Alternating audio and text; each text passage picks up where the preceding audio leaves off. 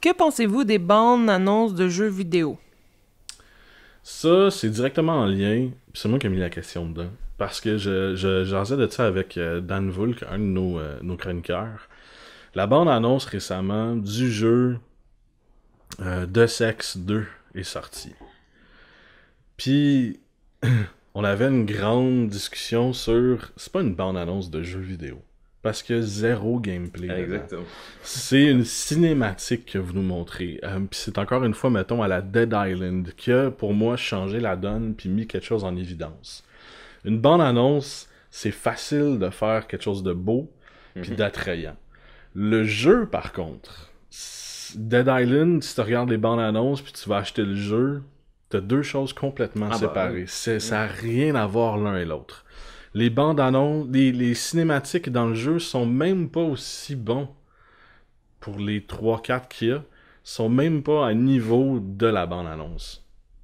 Donc c'est complètement deux styles différents, puis je déteste l'approche des développeurs de jeux vidéo de faire ce genre de bande annonce là. Parce que moi, si je regarde la bande annonce de Deus Ex, puis j'ai joué au premier, ça n'a rien à voir. C'est pas, on n'est pas dans l'esprit de camouflage, de un peu stealth, qu'on va essayer de tuer des gens. Ouais, c'est hyper violent. C'est complètement différent, ça n'a rien à voir. La bande-annonce de Batman, justement, le nouveau qui est sorti, Arkham Knight, ça n'a rien à voir avec le jeu. c'est complètement ridicule. Puis je déteste ce concept-là. Puis ça m'énerve grandement, parce que si vous voulez vendre le jeu, vendez-nous le gameplay, au lieu de pas vous forcer sur le gameplay, mais vous forcer sur la bande-annonce. Je trouve que ça va à contresens. Je sais pas ton opinion là-dessus. Moi, pareil, c'est quelque chose que je vois moi tous les années, tous les ans, en regardant, en suivant les conférences de l'E3, où pareil, toutes les bandes annonces qu'il y a, c'est extrêmement rare qu'il y ait du gameplay dedans. Ils vont te présenter des jeux comme ils nous avaient présenté Watch Dogs en 2012. C'était une bande annonce. Il y avait pas de gameplay dedans, ou même justement utiliser le moteur du jeu, parce que là, on l'a vu récemment avec le trailer de Star Wars Battlefront, où là c'était le moteur du jeu. Donc après c'était tourné pour faire une cinématique, donc du coup c'était des angles de caméra très cinématographiques, on avait l'impression d'être dans le film et tout ça, donc on sait que le jeu ce sera forcément pas ça. Pour vous expliquer un peu c'est quoi quand on utilise le moteur du jeu, c'est dans le jeu ça va avoir de l'air de ça. Voilà, c'est ça. C'est utiliser vraiment le rendu qui va apparaître dans le jeu. Fait que c'est tourné, c'est comme quand tu vas jouer, c'est comme si soudainement tout s'arrêtait, puis tu pouvais jouer avec la caméra, mais tu peux faire ce genre de rendu-là, ce look-là. Fait qu'au moins, au minimum, tu sais, il avait utilisé ça. Ça, ce serait intéressant justement de voir des bandes annonces, mais au moins avec le moteur du jeu. Mais on est toujours quand même dans une course à la technologie, donc des graphismes hyper réalistes et tout ça, pour en mettre plein la vue au grand public, puisqu'en fait c'est surtout ça que les gros éditeurs, c'est ce public-là que les gros éditeurs veulent toucher. Donc pour ça, nous, on est un peu en décalage, si tu veux, par rapport à ça, quoi, parce que nous, on sait qu'on va pas jouer à ça, mais le grand public sans doute peut-être pas forcément. Donc eux, ils vont voir le trailer et puis ils vont acheter le jeu. Donc c'est ça en fait, c'est les bandes annonces maintenant, ça sert à motiver l'acte d'achat du consommateur en fait. Quoi. Donc, je pense aux bandes annonces de Call of Duty qui étaient carrément filmés avec des grands acteurs, Taylor Kirch, celui qui fait Captain America, que j'oublie son nom. Chris Evans, pour vendre le jeu Call of Duty, mais qui avait complètement rien à voir avec le jeu, c'était rien du tout, là. Il y avait même, non, c'était ridicule. Puis justement, c'est un jeu qui a été super gros vendu quand même, à cause que la bande-annonce était quand même très bonne. Ah, j'ai le goût de jouer à ça, mais t'as rien du jeu. Je trouve ça vraiment ridicule. Puis t'as raison de dire c'est dommage, que surtout, quoi. C'est les gens qui sont qui ont le nez dans le milieu, qui s'en rendent compte.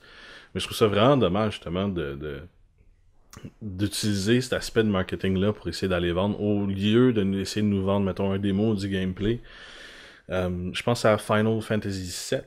Je sais pas quand t'étais petit, si tu te rappelles des bandes annonces de Final Fantasy VII. C'était je m'en rappelle pas spécialement, mais pour en avoir regardé récemment, parce que après Final Fantasy, c'est ma licence préférée à vie, quoi. Donc, c'est vraiment un truc qui m'intéresse particulièrement. Il me semble que c'était les cinématiques qu'il y a dans le jeu. C'était des cinématiques mixées avec pas des cinématiques de jeu, mais des phases de gameplay, non? Ouais, c'est ça, un petit peu des moments de gameplay dans les batailles contre les gros boss, ces affaires-là. Puis ça, c'était un bon mélange de cinématiques puis de gameplay pour nous donner vraiment ce que le jeu allait donner. Puis quand on a joué à Final Fantasy VII, qui est merveilleux, c'est exactement ce qu'on a eu. Ouais, c'est ça, on n'était pas surpris et encore moins déçus quand même. Exactement. Puis souvent, moi, ce que je fais quand je vois une bonne bande-annonce, je vais voir le gameplay du jeu ou je vais voir les espèces de tests démos qui se font parce que c'est toujours en sortie sur Internet. Puis si vous fouillez un peu sur YouTube, vous allez trouver facilement. Puis vous allez voir directement que des fois, c'est à 1000 lieues de ce que c'est supposé d'être. Dead Island, qui est sûrement justement le plus évident de toute la gang, aller voir les bandes-annonces contre le jeu. La même chose pour Bloodborne, qui est sorti récemment. Il y a eu quelques bandes-annonces qui étaient complètement différentes du jeu, qui est dans le même lignée que Dark Souls. Fait que moi, ça m'agace grandement, puis j'aimerais ça qu'on arrête de faire ça. Parce que je le demande. Parce que c'est ça, c'est vraiment pas ce à quoi on va jouer à la fin, donc c'est dommage, quoi. Pourquoi nous montrer ça alors qu'au final ça va pas du tout ressembler à ça, quoi. Non, puis ça serait mieux aussi de bâtir sur le gameplay, justement. Si t'as pas confiance à ton gameplay au point tel de pas le mettre dans la bande-annonce, ben t'as un problème de conception à la base, là. Faut que tu vraiment faire un travail là-dessus. Côté bande-annonce, sinon je verrais pas vraiment d'autres solutions que de mettre des gameplays là-dedans. Il y a le E3 qui s'en sert beaucoup pour justement faire des démos, des choses comme ça. Mais des démos, on dirait qu'il y en a beaucoup, il y en a trop. Les gens ont... Tu sais, pour jouer à un démo, faut que tu ailles sur ton PlayStation Network, faut que tu ailles sur en ligne, si t'es sur PC, Xbox, faut que tu ailles sur Xbox Live pour télécharger les démos. Mais il y en a trop.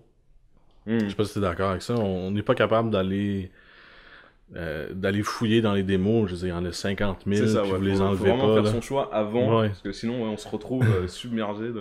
Je me rappelle dans le temps, quand on achetait un jeu, il y avait toujours un démo sur le jeu pour un autre jeu. Souvent c'était le cas, Puis ça, je pense que ça devrait peut-être revenir, mais ça, c'est un aspect tu t'en vas exactement dans ton marché de gens qui utilisent tes produits, qui achètent tes produits, met un démo dans le jeu, même si ça prend pas beaucoup d'espace. Mais c'est peut-être une question d'espace, justement. Ou même tu le mets à disposition en téléchargement. Là, on l'a vu récemment avec la sortie de Final Fantasy Type 0, où on avait la démo de Final Fantasy XV. Ouais, voilà, le 15e épisode. Quand on achetait le jeu, on avait la démo avec. Donc c'est ça permettait de découvrir un autre jeu quand on achète un, donc c'est vrai que c'est plus sympa, quoi. Ça devrait être quelque chose qui devrait revenir grandement, au lieu des bandes annonces. Mais E3 fait quand même un gros travail en nous montrant, vu que c'est rendu tellement gros, en nous montrant justement les différents gameplays qui vont sortir. Mais souvent, justement, c'est pas... il y a un grand débat dans le milieu, justement, à cause de ça, mais souvent, c'est pas... Les démos n'en sont pas, en fait. C'est souvent des vidéos, et puis il y a un gars avec une manette, et c'est juste une vidéo qui tourne. C'est souvent aussi... chose qui m'avait vraiment intrigué de savoir, c'est que le démo de Hyrule Warriors, qui est un des jeux de Nintendo, le démo était pas sur le même engin que le jeu. Ah, ça va être souvent le cas aussi.